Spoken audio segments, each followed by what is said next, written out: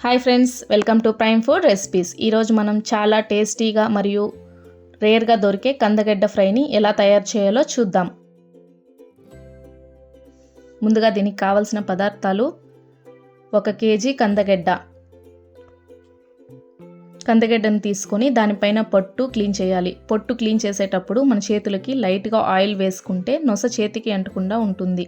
తరువాత వీడియోలో చూపించినట్టుగా చిన్న చిన్న పీసెస్ కట్ చేసుకోవాలి. తరువాత 30 వెల్లుల్లిపాయలు, కాస్త కరివేపాకు, హాఫ్ స్పూన్ పసుపు, హాఫ్ స్పూన్ జీలకర్ర, హాఫ్ స్పూన్ ఉద్దిపప్పు, హాఫ్ స్పూన్ పచ్చెనిపప్పు, 4 స్పూన్లు శనగగింజల పొడి తీసుకోవాలి. ముందుగా ఒక ప్యాన్ పెట్టుకొని అందులోకి 3 గ్లాసులు నీళ్లు వేసి 1 స్పూన్ ఉప్పు, హాఫ్ స్పూన్ పసుపు, ముందుగా కట్ చేసి పెట్టుకున్న కందగడ్డ పీసెస్ని వేసి బాగా మిక్స్ చేసి 5 నిమిషాలు ఉడకబెట్టి నీళ్లు లేకుండా సపరేట్గా తీసుకోవాలి.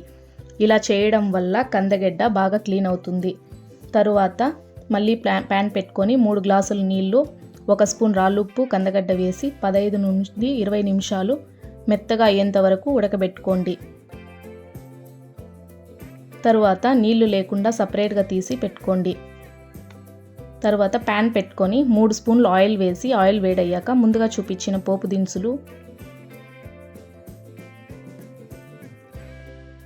కరివేపాకు వేసి లైట్గా ఫ్రై చేసుకోండి. తరువాత దంచి పెట్టుకున్న తెల్లగడ్డలు, హాఫ్ స్పూన్ పసుపు, 2 స్పూన్లు మిరప్పొడి వేసి అందులోకి ఉడకబెట్టుకున్న కందగడ్డను వేసి బాగా ఫ్రై చేసుకోవాలి. 2 నిమిషాలు ప్లేట్ క్లోజ్ చేసి ఫ్రై అవ్వనివ్వాలి. తరువాత శనగగింజల పొడి వేసుకొని 1 నిమిషం బాగా ఫ్రై చేసుకొని